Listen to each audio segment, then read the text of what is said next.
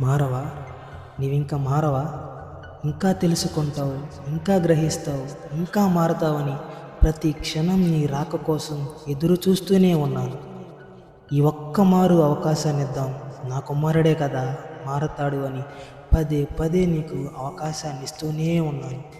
కానీ అవకాశం ఇచ్చిన ప్రతిసారి చివరికి ఆవేదనే మిగిల్చావు.